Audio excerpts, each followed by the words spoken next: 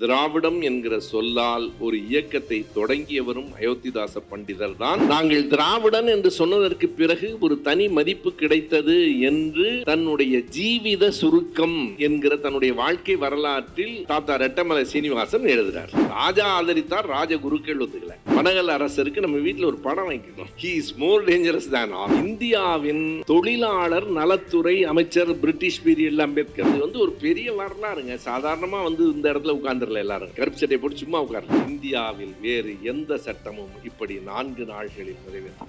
கோயம்புத்தூர் ஈஷா மையத்தில் அதிகார மையம் செயல்படும்.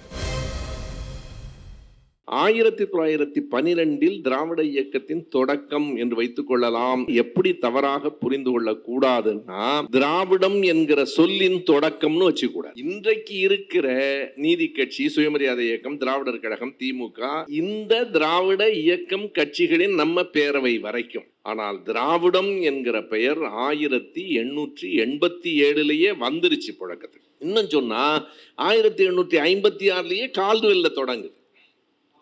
அதற்கு முன்னால் 1816 ஃபாதர் எல்லீஸ், அதான் முதல்ல 1816.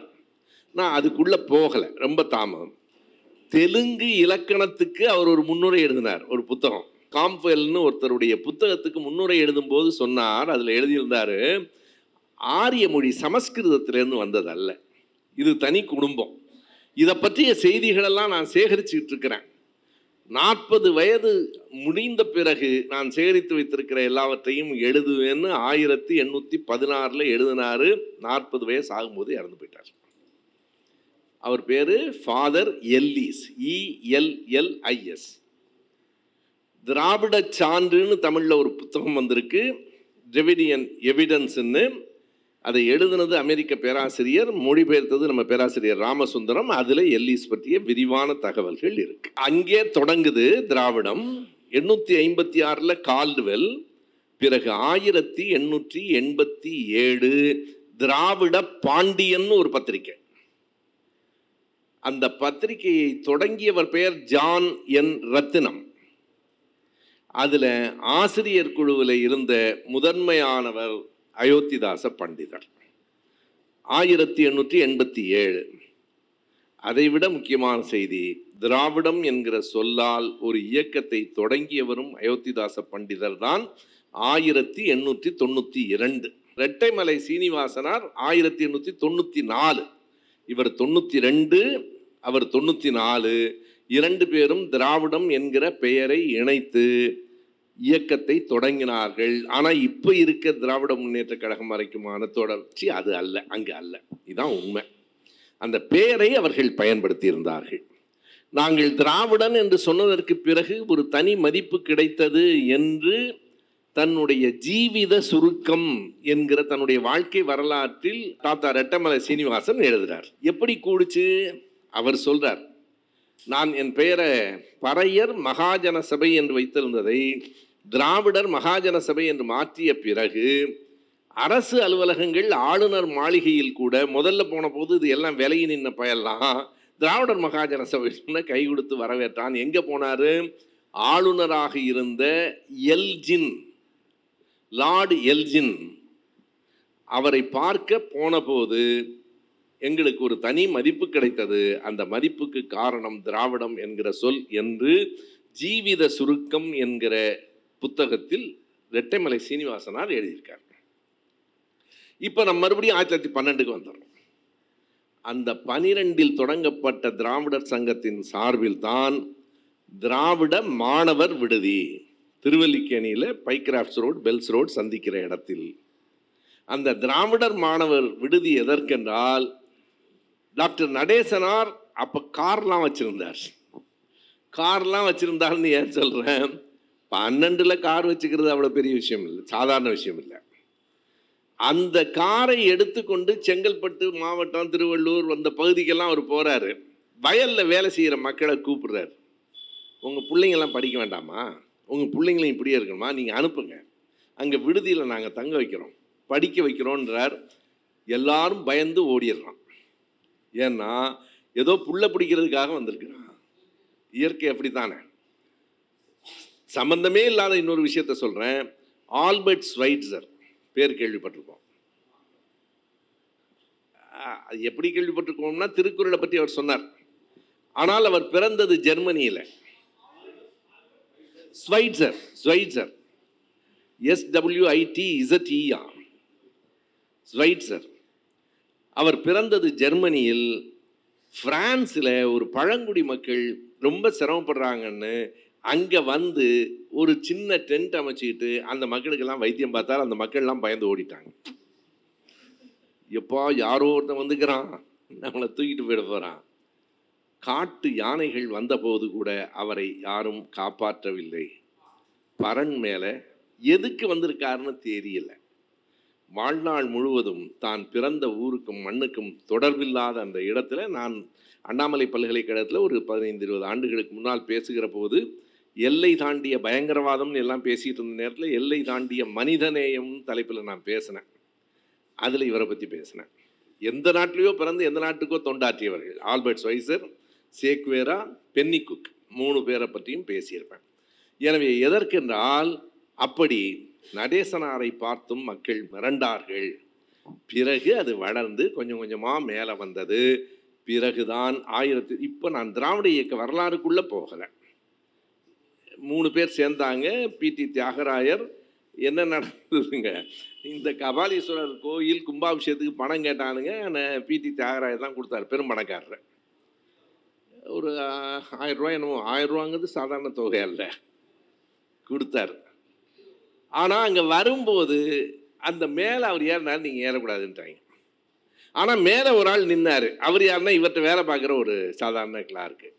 அந்த ஆள் நிற்கிறான், அவர் பிராமணருங்க. அட நாய்ங்களா, பணம் கொடுத்தவன் நான். ஆனால் அவன் பிராமணன் மேலே ஏற்றுற. அப்போ தான் வந்து தியாகராயர் காரில் உட்காந்து டிரைவர்கிட்ட வண்டியை நாயர் வீட்டுக்கு விடுப்பான்னார். நாயருக்கு அவருக்கு சண்டை. நாயர் வீட்டுக்கு விடுனார். அப்போது அவர் நடேசனாரையும் அழைத்து அங்கே உருவான இயக்கம் தான் நீதி கட்சி. அதான் அது 1916 நவம்பர் 20 எங்க இங்கே சென்னையில் மொத்தம் 30 பேர். அதில் ஒரு பெண் உறுப்பினர் இருக்காங்க, சொல்கிறேன். அங்கே தொடங்கும் போது அப்போ வைத்த பெயர் தென்னிந்திய நல உரிமை சங்கம். பிறகு அவர்கள் ஜஸ்டிஸ்னு பத்திரிக்கை ஆரம்பிச்சாங்க. எனவே ஜஸ்டிஸ் பார்ட்டி ஆகிப்போச்சு. 1916 நவம்பர் 20, அதே 1916 டிசம்பர் 20 அவர்கள் வெளியிட்ட ஒரு அறிக்கை தான் பார்ப்பனர் அல்லாதார் அறிக்கை, நான் பிராமின் மேனிஃபெஸ்டோ 16. இப்போ அப்படியே திராவிட இயக்க வரலாறு இங்கே விட்டுட்டு நான் இடஒதுக்கீடு சமூக நீதிக்கு வந்துடுறேன். ஏன் திராவிட இயக்க வரலாறு கட்சி எப்படி வந்தது, ஆட்சி எப்படி வந்ததுங்கெல்லாம் விட சமூக நீதிக்கு நம்ம என்ன நடந்ததுங்கிறது. மறுபடியும் மைசூர் போயிட்டு வந்துருவோம்.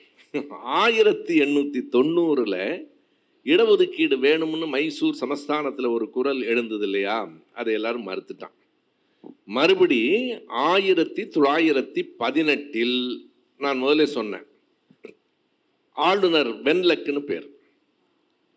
இதில் என்ன தப்பு? சரிதான், மகாராஜாவுக்கு ரொம்ப சந்தோஷம், மன்னர் ஆதரிச்சாரு. என்ன கவனிக்கணும் நீங்க, ராஜா ஆதரித்தார், ராஜகுருக்கள் ஒத்துக்கல. 1918 அவர் ஒரு முடிவுக்கு வந்துட்டார், இதை நடைமுறைப்படுத்துவோம், அதுக்கான திட்டம் வேண்டும் என்று சொன்னபோது அதிகாரிகள் 3-4 பேர் விலகிவிட்டார்கள். அதில் மிக முக்கியமான ஒரு பெரிய கெசட்டட் ஆஃபீஸர், IAS ஆஃபீஸர் விலகும்போது மன்னரே ஆடி போயிட்டார். ஏன்னா அவருக்கு அவ்வளோ பெரிய பெயர் உண்டு. அவர் தான் KRS அணை கட்டுவதற்கு வழிவகுத்தவர். அவர் தான் பெரிய சயின்டிஸ்ட். அவர் பேரு படமெல்லாம் நம்மளும் போட்டு வச்சிருக்கிறோம். பெரிய அறிவாளி தான். ஆனால் பார்ப்பனர் அல்லாதாருக்கு இடம் கொடுக்கிறதுங்கிறதெல்லாம் என்னால் சகிக்க முடியாது என்று விஸ்வேஸ்வரையா என்று பெயர், ஆர்கிடெக்ட் ஆஃப் கர்நாடகா என்று சொல்லுவார்கள். கர்நாடக சிற்பி விஸ்வேஸ்வர ஐயா, பாரத் ரத்னா பட்டம் வாங்கினவர். அவர் பொறுப்பிலிருந்தே விலகி கொண்டார். மன்னருக்கு கொஞ்சம் நடுக்கமே வந்தது. ஏன்னா அவ்வளவு பெரிய கெட்டிக்காரன் அவர், கர்நாடகத்தின் சிற்பி. ஆனாலும் அந்த மன்னர் முடிவெடுத்தார், இல்லை நடைமுறைப்படுத்துவோம் என்று. இந்தியாவிலேயே சமஸ்தானத்தை தாண்டி முதலாக இன்னொரு சமஸ்தானம் அறிமுகப்படுத்தியது மைசூர் சமஸ்தானம். 1922 எவ்வளவு சதவீதம்? 20% கொடுக்கறதுக்கு தான் இந்த பாடு. அப்போது தமிழ்நாட்டில் நீதி கட்சி ஆட்சி அமைந்து விட்டது. நீதி கட்சி என்றைக்கு பொறுப்பேற்றது? 17/12/1920. இது எல்லாம் ஏன் அந்த தேதிகளை போர்டெல்லாம் பயன்படுத்தாமல் சொல்றேன்னா, ஒவ்வொருவரும் நீங்கள் இப்படி தயாராக வேண்டும். நாளைக்கு ஒரு டிபேட்டில் நீங்கள் போய் உட்கார்றீங்க. இப்போ வைரமுத்து போகிறாரு, ஒருத்தர் போகணும். நம்ம ஆளுங்க போய் உட்கார்ந்தா, நீதி கட்சி தொடங்கியது 1927 என்னன்னா 17/12/1920 ஆட்சிக்கு வந்துருச்சுலான்னு சொல்லணும். 17/12/1920 நீதி கட்சி ஆட்சிக்கு வந்தவுடன் முதல்ல ஒரு 6 மாதம் சுப்பராயன் ஒருத்தர் இருந்தார், உடல்நலம் இல்லை. 21 ஜூலையில் பனகல் அரசர் முதலமைச்சரானார். அவர் வந்த உடனே கையில் எடுத்த 3 செய்தி, அந்த மற்றதை பிறகு சொல்றேன்.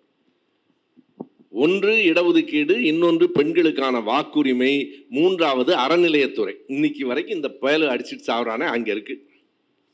பனகல் அரசருக்கு நம்ம வீட்டில் ஒரு படம் வைக்கணும். அவர் தான் இது, he is more dangerous than all. இப்போ இங்கே வார்த்தையில் சொன்னால் பனகல் அரசர் தான் ரொம்ப டேஞ்சரஸான ஆள். 3 விஷயமும் சாதாரணம் இல்லை. இடஒதுக்கீடு, பெண்களுக்கு வாக்குரிமை. பொம்பளைக்கெல்லாம் வாக்குரிமையான்னு கேட்டானுங்க. இன்னொன்றையும் குறித்து கொள்ளுங்கள், நான் போகிற போக்கில் சொல்கிறேன். இந்தியாவிலேயே பெண்களுக்கு வாக்குரிமை கொடுத்த முதல் மாநிலம் தமிழ்நாடு. ஏசியாவிலேயே டாக்டர் சொன்ன மாதிரி விடுங்க.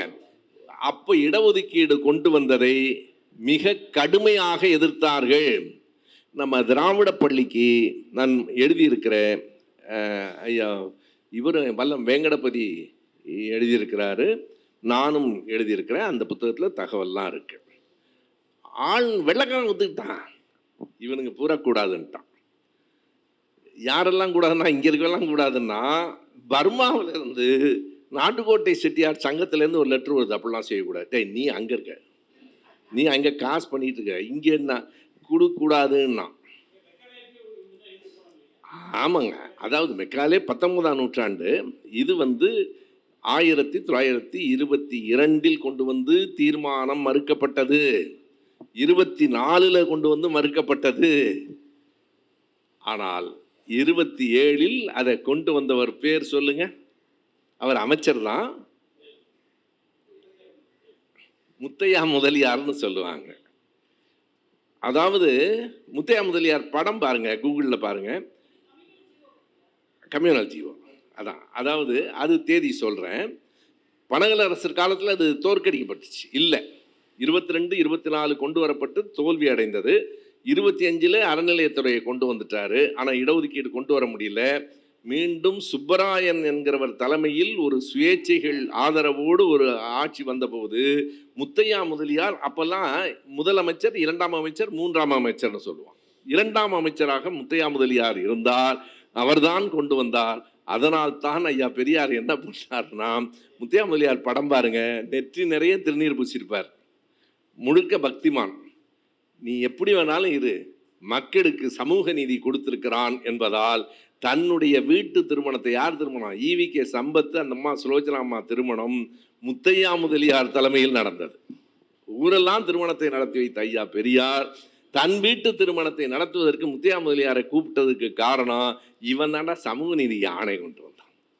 எப்போ கொண்டு வந்தார் குறிச்சுங்க? 4/11/1927. 4/11/1927.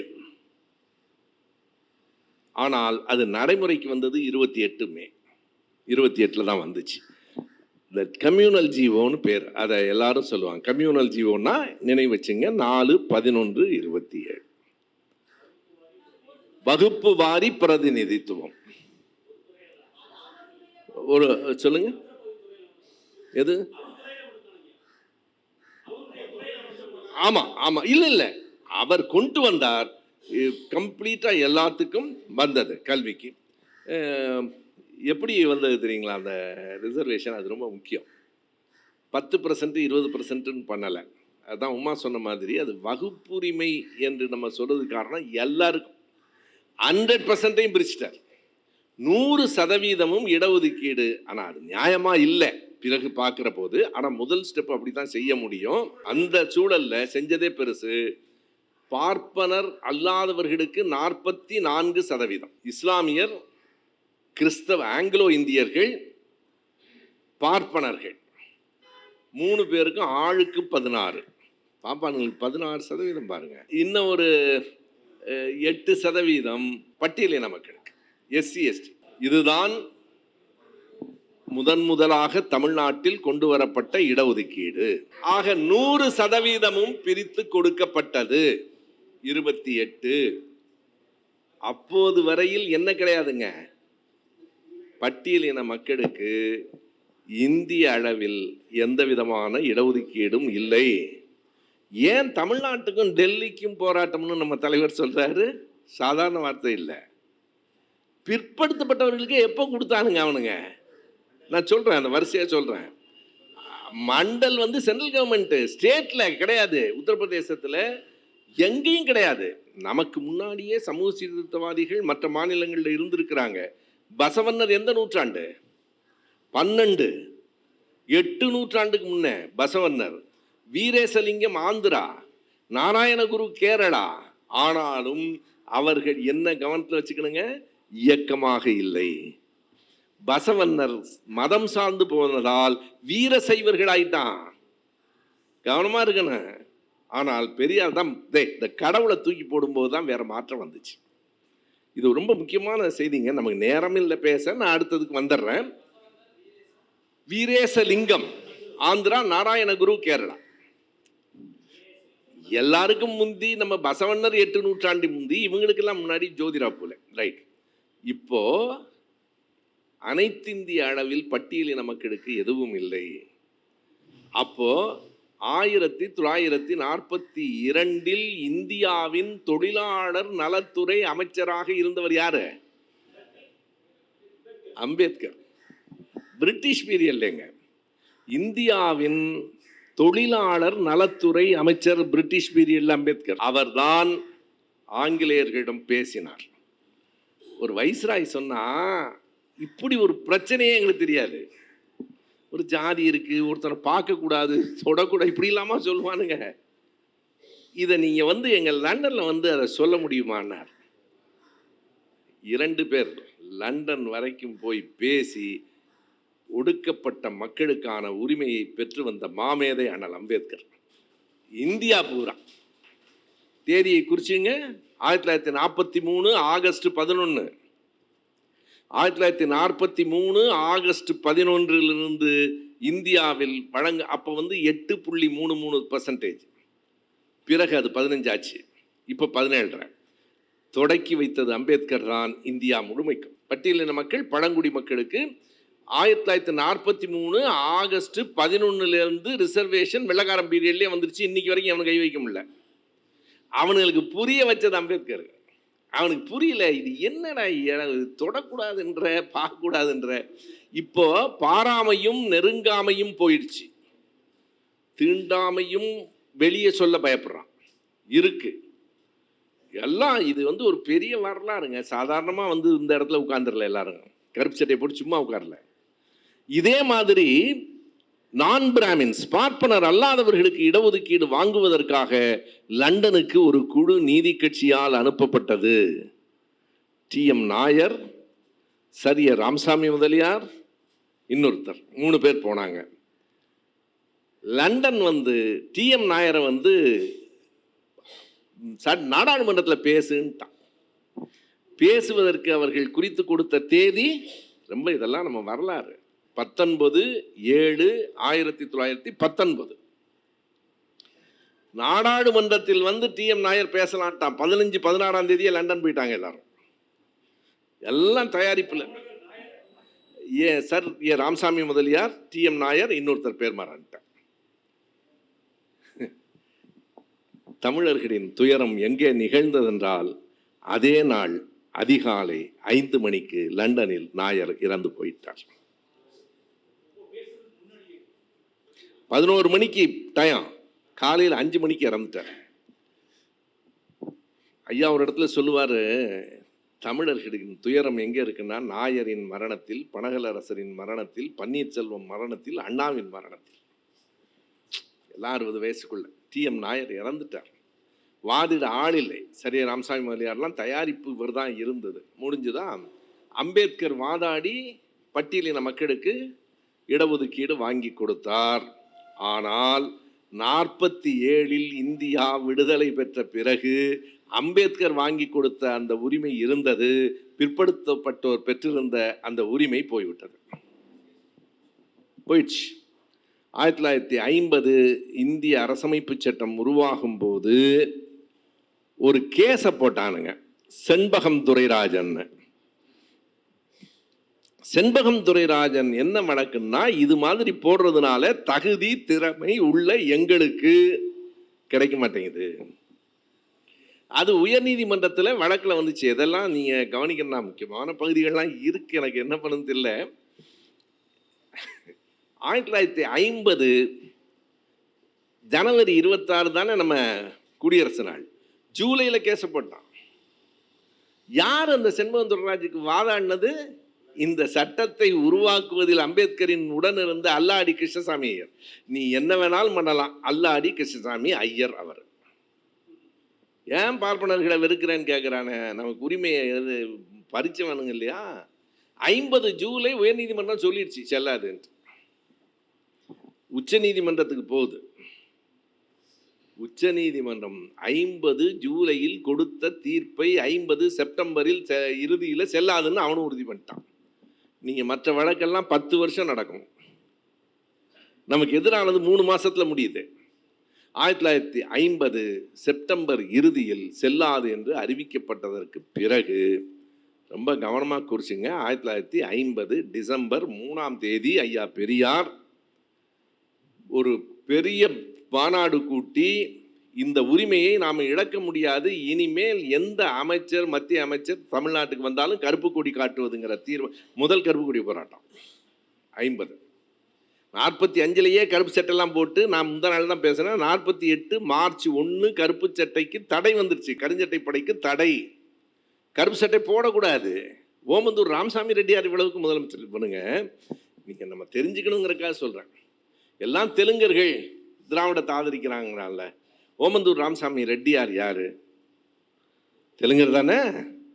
அவருடைய ஆட்சி 47லேருந்து 49 வரைக்கும் அவர் தான் முதலமைச்சர். இந்தியா விடுதலை பெறும்போது அவர் முதலமைச்சர்.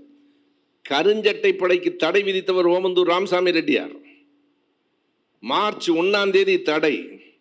மார்ச் 7 மெரினாவில் அத்தனை பேரும் கருப்பு சட்டையோட வாடானார் பெரியார். 1,00,000 பேர் கருப்பு சட்டையோடு அரசால் கைது செய்ய முடியவில்லை. அந்த சட்டம் தானா நடந்து போச்சு. இப்போ ஒருத்தன் சொல்றான், எனக்கு அந்த கோவம்லாம், ஈவேரா ஒரு லெட்டர்டு இயக்கம் வச்சிருந்தாரு. இவன் சொல்றான் 57ல் 4000 பேரை சிறைக்கு அனுப்பின இயக்கம்டா இது. 4000 பேர் சிறைக்கு போனான். தடை செய்யப்பட்ட போது 48 மார்ச் 1 தடை, மார்ச் 7 சென்னை மெரினாவில் 1,00,000 பேர் கூட்டத்தை கூட்டி காமிச்சவர் பெரியார் கருப்பு உடையோட. இப்போ முந்தா நாள் கலைஞர் தொலைக்காட்சியில் சொன்னேன், நல்லது, மார்ச் 1க்காக அதை சொன்னேன். இப்போ என்ன ஆயிடுச்சு, ஐயா 50ல் உச்ச நீதிமன்றமும் செல்லாது என்று சொன்னதற்கு பிறகு இனி எந்த அமைச்சர் இங்கே வந்தாலும் கருப்பு கொடி காட்டுவது என்று முடிவெடுத்தார். அவர் அறிவித்த ஒரு வாரத்துக்குள் வந்த அமைச்சர் வல்லபாய் பட்டேல். வல்லபாய் பட்டேல் சரியா ராமசாமி முதலியாரை கூப்பிட்டு கேட்கிறாரு, எனக்கு ஏன் கருப்பு கொடி காட்டுறாங்க? அப்ப சரி ராமசாமி முதலியார் சொல்றாரு, உங்களுக்கும் சேர்த்து தான் உங்களுக்கு கருப்பு கொடி காட்டு. இது அவர் சொன்ன பதில், உங்களுக்கும் சேர்த்து தான். காவல்துறையினரே, உங்கள் கைகளில் இருக்கிற விலங்குகளையும் உடைக்கவே நாங்கள் போராடுகிறோம். நீ எனக்கு விலங்கு மாட்டலாம், உன் கையிலையும் விலங்கு இருக்கு, உன் கண்ணுக்கு தெரியாது. ராமசாமி முதலியார் சொன்னார், உங்களுக்கும் சேர்த்து தான். நீ பாப்பான் இல்லை, காயஸ்தர் தானே அவரு. பட்டேல் ஜாதி, ராஜேந்திர பிரசாத் காயஸ்தர், இவங்க எல்லாருமே தன்னை பாப்பான்னு நினைச்சுக்கிற பார்ப்பனர் அல்லாதவன். அதை சொன்ன போது பட்டேல் சொன்னார், அப்படியா, நியாயமாக தான் இருக்கு, ரொம்ப கவனமான விஷயங்களுங்க, நான் போய் நேருவிடம் பேசுகிறேன். போனார், பேசினார். ஆனால் டிசம்பர் 10ஆம் தேதியோ 15ஆம் தேதியோ 1950 அவர் இறந்து போயிட்டார். பட்டேல் இந்த கருத்துக்கு உடன்பாடாக வந்த நேரத்தில் இறந்து போனார். அவர் தான் உள்துறை அமைச்சர், போயிட்டார். நமக்கு நேர்ந்த துயரங்கள் பாருங்க. அவரை சரியா ராமசாமி முதலியார் கன்வின்ஸ் பண்ணிட்டார், நியாயம்தான். ஆனால் அந்த முடிவோடு போன சர்தார் வல்லபாய் பட்டேல் இறந்து போய்விட்டார். சரி, பிறகு 1951 மே நாடாளுமன்றத்தில் நேரு இந்திய அரசமைப்பு சட்டத்தின் முதல் திருத்தத்தை முன்வைக்கிறார். அதில் பல சட்ட திருத்தங்கள் இருக்கு. அதில் குறிப்பான 2 திட்டங்கள் 15வது பிரிவில் 4வது உட்பிரிவையும் 16வது பிரிவில் 4வது உட்பிரிவையும் சேர்ப்பது என்று தீர்மானிக்கப்படுகிறது. அதை இப்படி நீங்க போட்டுக்கணும். 15 பிராக்கெட்ல 4, 16 பிராக்கெட்ல 4. அந்த 2ம் தான் 51 மே மாதம் கொண்டு வரப்பட்டது. 51 ஜூன் 1 நடைமுறைக்கு வந்தது. அதுதான் நமக்கு இன்றைக்கு வரைக்கும் இடஒதுக்கீடு. 1951 மே மாசம்னு இருக்கு. ஏன்னா அது தொடர். நடைமுறைக்கு வந்தது 51 ஜூன் 1. அன்றைக்கு அந்த திருத்தம் நாடாளுமன்றத்தில் அரசமைப்பு சட்டம் ஒரு இடத்துல இல்லை, இந்தியாவுக்கு வரவில்லை என்றால் நமக்கு பிற்படுத்தப்பட்டவர்களுக்கு இடஒதுக்கீடு என்பதே இல்லாமல் போயிருக்கும்.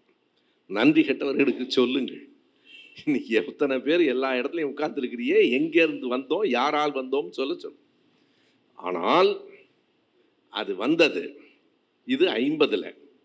அதற்கு பிறகு என்ன ஆயிற்று கொஞ்சம் விரைவாகவே சொல்றேன். சமூக நீதியை நோக்கிய ஒரு நகர்வு.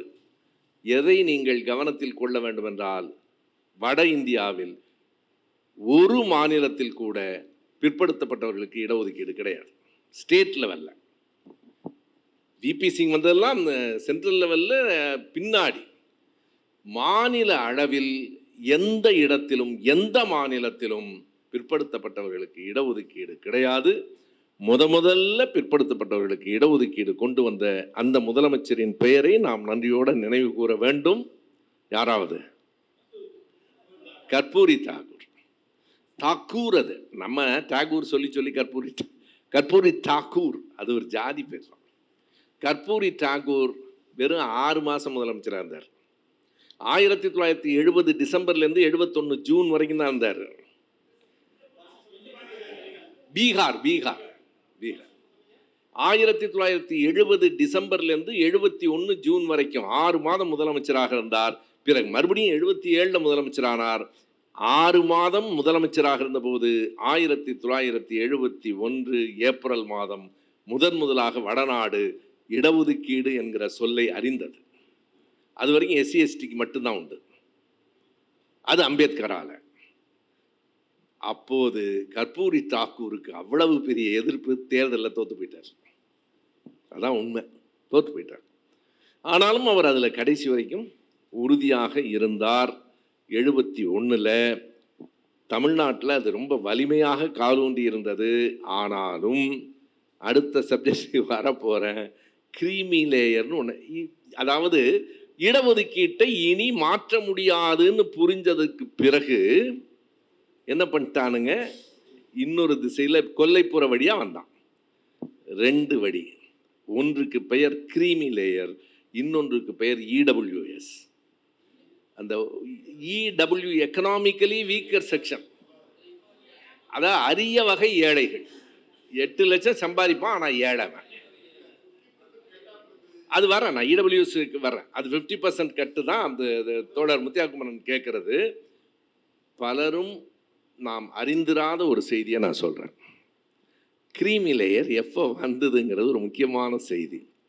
50லேருந்து வந்துருச்சு. தமிழ்நாட்டில் இருக்குது, கர்நாடகத்தில் இருக்குது, தென் மாநிலங்களில் இருக்குது, வட மாநிலங்களில் இல்லை. தென் மாநிலங்கள்லேயும் எல்லா மாநிலத்திலையும் இல்லை, எங்கேயோ ஒன்றும் இல்லை. அப்போது ஒரு வழக்கு தொடுக்கப்பட்டது. அந்த வழக்கு தாங்க முக்கியம். பின்னாடி வந்ததெல்லாம் கிரீமி லேயர்லாம் பின்னாடி. 1963 நீங்கள் எல்லாமே கூகுளில் போட்டால் வந்துடும், இல்லை ஆஸ்க் ஜெமினி சொல்லிடும். நம்ம எனக்கு பிரவீன் சொல்லி கொடுத்தது ஆஸ்க் ஜெமினின்னு. ஆனால் ஆச்சரியமாக தான் இருக்குது. எதை கேட்டாலும் நேற்று என்னமோன்னு கேட்குறேன்னு சொல்லுது, சரியோ தப்போ சொல்லுது. 1963 எப்படி போடணும்னா, MR Balaji versus government of Karnataka, government of Karnataka state. Karnataka அரசுக்கும் MR பாலாஜிக்கும் நடந்த வழக்கு 1963. அதில் தாங்க முதல்ல அந்த நீதிபதி சொல்கிறான் இடஒதுக்கீடு செல்லும், அதெல்லாம் இல்லைன்னு சொல்லக்கூடாது. ஆனால் அந்த வரிய கவனிங்க, தீர்ப்பில் இருக்குது, இடஒதுக்கீடு செல்லும், ஆனால் அது வரம்பு மீறி போகக்கூடாது. 50% தான் வரம்பை இவர் தீர்மானிக்கிறாருங்க. ஏன்னா 85% பேக்வேர்டு இருக்கிறான், 50 தாண்டி போகக்கூடாதுன்னு. 85 இருக்கான், 95 கொடுக்கூடாதுன்னா நியாயம். 50% தாண்டி போகக்கூடாது என்று சொன்ன முதல் தீர்ப்பு 63. ஆனால் அது தமிழ்நாட்டில் எல்லாம் பாதிக்கலை, கர்நாடகா வரைக்கும் தான் இருந்துச்சு. தமிழ்நாட்டை எப்போது பாதித்தது? பொன்மனச்செம்மல் காலத்தில் பாதிச்சது. 1979 ஜூலை 2 எம்ஜிஆர் ஒரு ஆணை வெளியிட்டார். 9,000 ரூபா சட்டம். 1971 என்ன செய்தின்னா, பொதுவாக பரவலாக அறிஞ்சிருப்பாங்க. எம்ஜிஆர் எப்போ சொன்னார்னு கேட்பாங்க, தேதியோடு சொல்லுங்கள். 1979 ஜூலை 2 ஆணை வந்திருக்கு, எடுத்து பாடுறான்னு சொல்லு. 79 ஜூலை 2 சட்டநாதன் கமிஷன் போட்டது நாம. 1979 ஜூலை 2 எம்ஜிஆர் ஒரு அறிக்கை வெளியிட்டார். ஆண்டுக்கு 9,000 ரூபாய்க்கு மேல் வருமானத்தை பெறுகிறவர்கள் இடஒதுக்கீட்டு உரிமையை இழந்து விடுவார்கள். அன்னைக்கு 9,000 பெரிய தொகையா இருக்கலாம், ஆனாலும் அது என்ன நியாயம்? அங்கதாங்க ஆரம்பிச்சாரு கடுமையான எதிர்ப்பு. திமுகவும் திகவும் பெரும் போராட்டங்கள். ஆனால் அதை தாண்டி 2 பேர் எம்ஜிஆர் அரசு இந்த ஆணையை எதிர்த்து வழக்கு போட்டாங்க. இதெல்லாம் நம்ம தெரிஞ்சுக்கணும். ஒருவர் பெயர் விக்ரமன், மீனவர் சமூகத்தை சார்ந்தவர் விக்ரமன். இன்னொருவர் பெயர் ராமன், பெயர் சரி தெரியல, அவர் வேட்டுவர் சமூகத்தை சார்ந்தவர். ஏன் நான் சமூகத்தை சொல்றேன்னா, அதை சொல்லித்தான் கேஸ் போடுறாங்க, எங்களுக்கு பாதிக்குதுன்னு. அந்த வழக்கை உடனடியாக நீதிமன்றம் விசாரித்து தள்ளுபடி செய்திருச்சு. தள்ளுபடி ஆயிடுச்சு. எம்ஜிஆர் சொன்னதுதான் சரின்ட்டான். நீதிமன்றத்தில் எம்ஜிஆர் புடைத்தார், மக்கள் மன்றத்தில் தோற்று போனார். அடுத்து வந்த தேர்தல் 80, 39 தொகுதியில் 2 தொகுதி தான் திரும்ப சொல்றாங்க. எம்ஜிஆர் இருக்க வரைக்கும் ஜெயிக்கவே இல்லை. 89 பார்லிமெண்ட் எலெக்ஷன் எடுத்து பார்க்க சொல்லுங்க, 2 தான். அதான் எம்ஜிஆர் 2 விரல் காட்டினாரு. ஒன்று சிவகாசி, இன்னொன்று கோபிச்செட்டிப்பாளையம். அதான் அந்த 2 விரல். 37 தொகுதியில் தோத்தாங்க. உடனே எம்ஜிஆர் என்ன பண்ணார்னா, எம்ஜிஆர் சினிமாவில் மட்டும் இல்லை, 1979 ஜூலை 2 கொண்டு வந்த அந்த ஆணை செல்லாது என்று அரசு அறிவிக்கிறது. 1980 ஜனவரி 24. அது மட்டும் இல்லை, கூடுதலா இன்னொரு அறிவிப்பு கொடுத்தாரு. இனிமேல் 31% பதிலாக பின்பற்றப்பட்டவர்களுக்கு 50% இடஒதுக்கீடு போடா.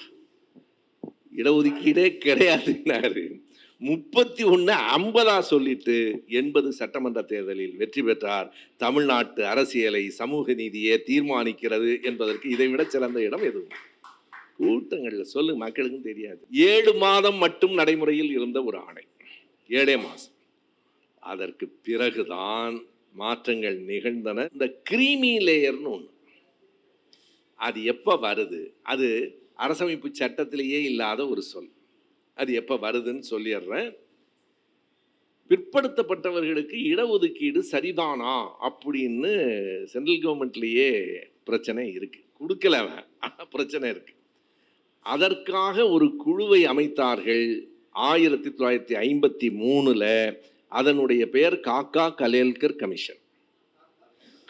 பேரு நான் என்ன பண்றது, காக்கா கலேல்கர், காக்கா கலேல்கர் ஆணையம் வந்துடும் அவங்களுக்கு. எல்லாம் நான் பேர் தான் சொல்றேன், நீங்க எல்லாத்தையும் நீங்க பார்க்கலாம். காக்கா கலேல்கர் கமிஷன் 53. 55 அந்த அறிக்கை அரசுக்கு கொடுக்கப்பட்டது. இடஒதுக்கீடு கொடுக்கலாம். 50 ரொம்ப முக்கியமான செய்திங்க, இடஒதுக்கீடு கொடுக்கலாம். அந்த அறிக்கையோட சேர்த்து காக்கா கலேல்கர் மேலே ஒரு ஃபார்வேர்டிங் லெட்டர் வச்சார். அவர் பார்ப்பனர், இந்த குழு அப்படி சொல்லுது, ஆனாலும் எனக்கு அதுல உடன்பாடு. எவ்வளவு மோசமானவனுங்கன்னு பாருங்க. நீ ஒரு குழுவுக்கு தலைவர், குழுவின் அறிக்கையை சொல்றதுதான் உன் வேலையை தவிர, தனியாக நான் ஒரு கடிதம், காதல் கடிதமா அது தனியா எனக்கு வைக்கிற? ஆனால் அப்படி கொடுக்க வேண்டியதில்லை என்று எனக்கு தோன்றுகிறது. அதை எடுத்துக்கிட்டு கொடுக்காமட்டானுங்க. குழு சொன்னது வீணாயிடுச்சு. 55ல் கொடுக்கல. மறுபடி அடுத்த கமிஷன் நியமிக்கப்படுவதற்கு எவ்வளவு வருஷம் ஆச்சு தெரியுங்களா? 15 வருஷம் ஆச்சு. 1/1/1979 அந்த அறிக்கை நம்ம எளிதாக நினைவு வச்சுக்கலாம். வருடத்தின் முதல் நாள் குழு அமைக்கப்பட்டது, அடுத்த வருடத்தின் கடைசி நாள் அறிக்கை வந்துச்சு.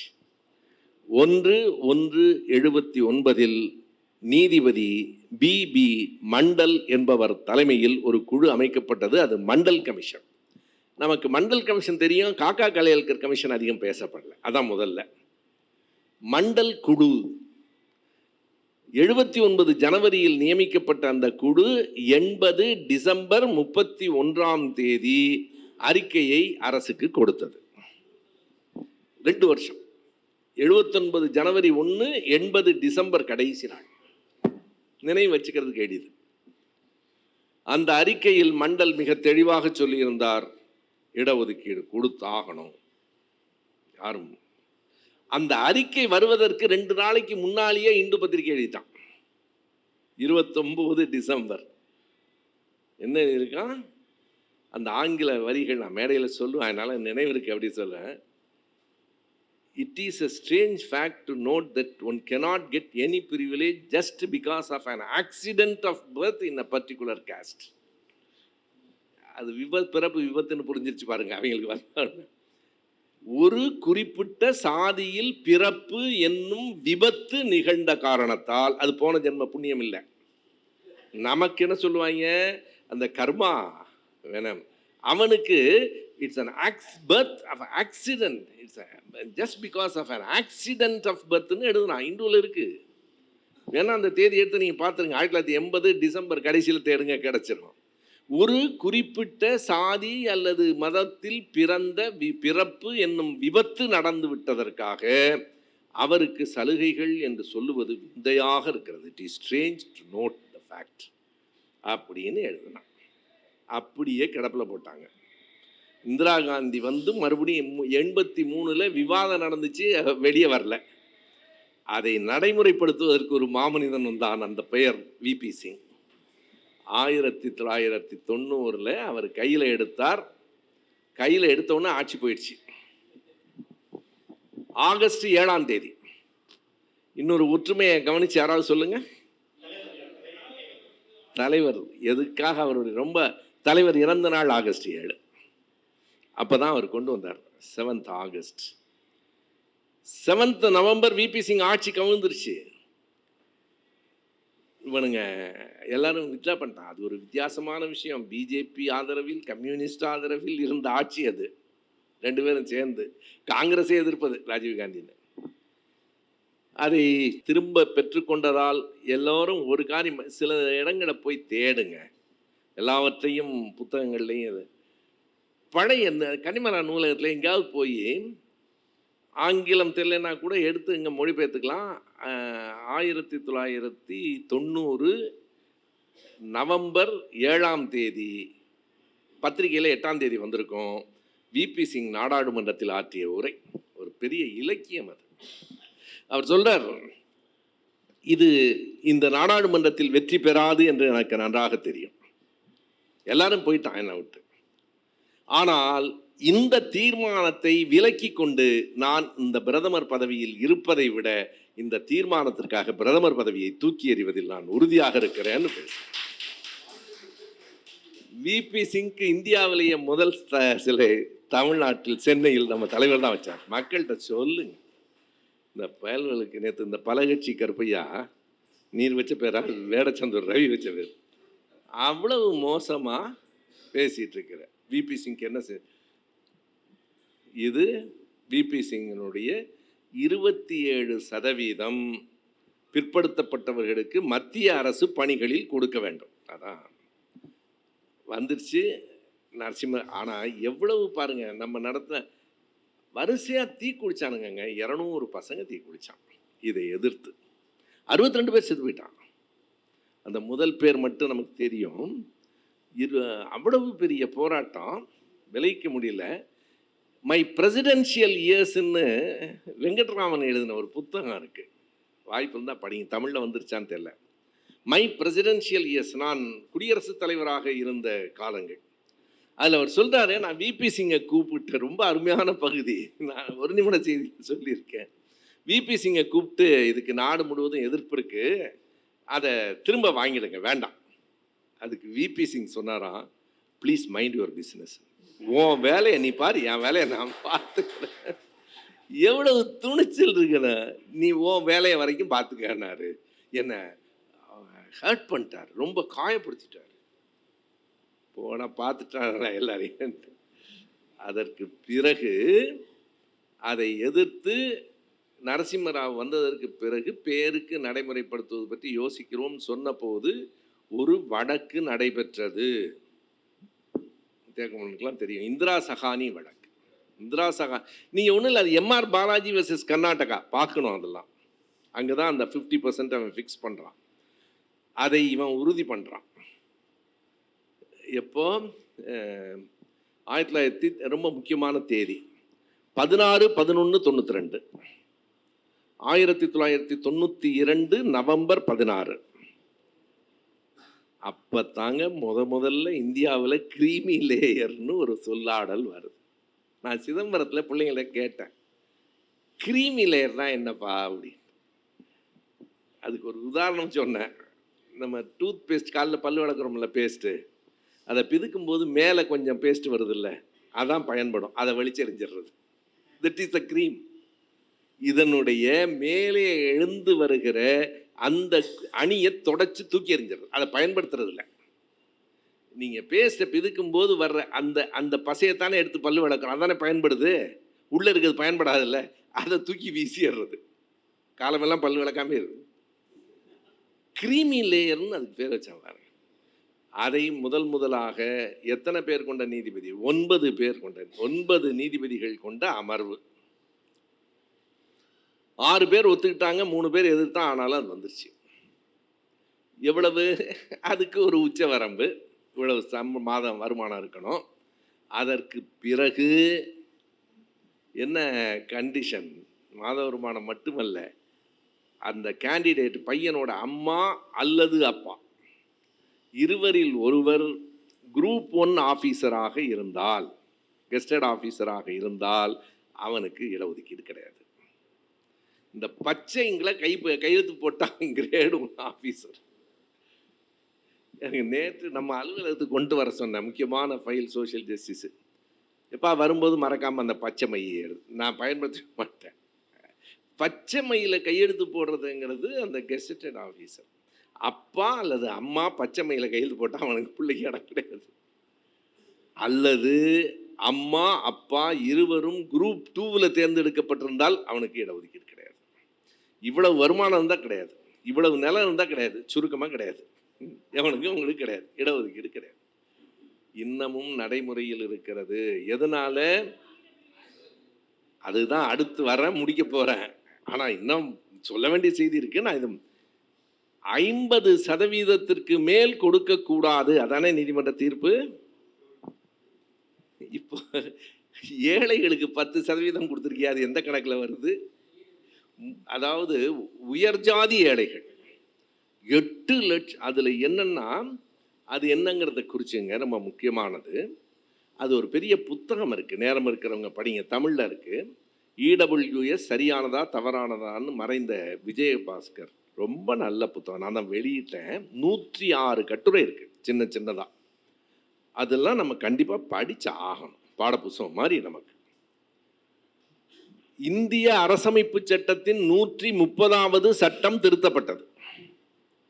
நம்ம இடஒதுக்கீடு 15ம் 16ம் உள் பிரிவு சேர்க்கப்பட்டதுன்னு சொன்னேன் இல்லையா, 15(4), 16(4). அது மாதிரி இது 130வது அமெண்ட்மெண்ட் ஆஃப் இந்தியன் கான்ஸ்டியூஷன் 130, 130வது சட்ட திருத்தத்தில் அதை கொண்டு வந்துட்டான். எண்ணி பாருங்கள், நாம் இடஒதுக்கீட்டுக்கு எத்தனை ஆண்டுகளாக போராடு, ஒரு நூற்றாண்டு தாண்டிட்டோம், சண்டை போட்டுக்கிட்டே இருக்கோம். மாத்திரம் இந்த இடபிள்யூஎஸ் எவ்வளவு நாள்ல வந்தது தெரியுங்களா?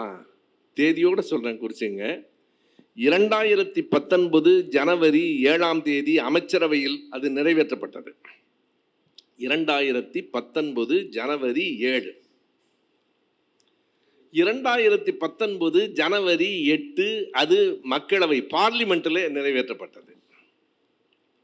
2019 ஜனவரி 9ஆம் தேதி மாநிலங்களவையில் நிறைவேற்றப்பட்டது. புதன், வியாழன், வெள்ளி. 7ஆம் தேதி அமைச்சரவையில், 8ஆம் தேதி பார்லிமெண்ட்ல, 9ஆம் தேதி ராஜ்யசபாவில், 10, 11 சனி ஞாயிறு ஆயிப்போச்சு. 12ஆம் தேதி குடியரசுத் தலைவர் கையெழுத்து போட்டார். இந்தியாவில் வேறு எந்த சட்டமும் இப்படி 4 நாள்களில் நிறைவேற்றப்பட்டதில்லை, உலகத்திலேயே இல்லை. ஒரு அரசமைப்பு சட்டத்தில் திருத்தத்தை 4 நாள்களில் அமைச்சரவை, மக்களவை, மாநிலங்களவை, குடியரசுத் தலைவர் என்று அவர்களால் கொண்டு வர முடியும் என்று சொன்னால் எத்தனை வலிமையாக அவர்கள் அதிகாரத்தை கையில் வைத்திருக்கிறார்கள். கேட்கவே இல்லை, எவனும் கேட்கல. அவங்களா கொண்டாந்தான், அவங்கள நிறைவேற்றிட்டான். கோயம்புத்தூர் ஈஷா மையத்தில் அதிகார மையம் செயல்படுகிறது. சாதாரணமாக நினைச்சிடாதீங்க. நீ அங்க வந்து குடியரசுத் தலைவர் வந்தாங்க, பிரதமர் வந்தாங்க, முப்படை தளபதிகள் எதுக்கு அங்க வரான்? முப்படை தளபதிகள் வராங்கய்யா. அங்க என்ன நடக்குது? நான் திராவிட முழக்கத்தில் எழுதி இருக்கிறேன். ஏன் அவ்வளவு கூட்டம் கூடுது? அங்கே கொண்டாட்டம் இருக்கிறது, அரசியல் ரகசியம் இருக்கிறது, அதிகார மையம் இருக்கிறது, சிவபெருமானை தவிர வேறு எல்லாம் இருக்கிறது. சிவராத்திரியில் ஒரே ஒரு ஆப்சன்டி சிவபெருமான் மட்டும்தான். எல்லாம் டான்ஸு, யார் வேணாலும் டான்ஸு, யார் வேணாலும் கட்டி பிடிச்சிக்கலாம். அரசியல் பயிலரங்கம் அல்ல அது. உண்மையாக தலைவணங்கி சொல்றேன், அரசியல் பயிலரங்கத்துக்கு நீங்க இவ்வளவு பேர் வந்திருக்கீங்கிறதே நம்ம பேரவையின் பெரிய மரியாதை, பெரிய மரியாதை. எந்த லாபமும் இல்லைன்னு உங்களுக்கு தெரியும், எனக்கும் தெரியும் தானே. இங்க வகுப்புக்கு வர்றதுனால யாராவது ஒருத்தர் கவுன்சிலர் ஆக முடியுமா? இவ்வளவு செலவு பண்ணிட்டு வந்து பொறுமையாக கேட்கிறீர்கள் என்பது இந்த எண்ணிக்கையை மேலும் மேலும் ஆயிரங்களாக, லட்சங்களாக நாம் கூட்டுவதற்காக வந்திருக்கிறோம். ஒன்று நினைவுச்சேங்க, இங்க நார்த் இந்தியாவில் ஒரே ஒருத்தந்த கற்பூரி டாகூர்லாம், ராம் மனோகர் லோகியாவும் கற்பூரி டாகூரும் தான் இந்த சமூக நீதி சிந்தனையை அங்கே வளர்த்தவர்கள்.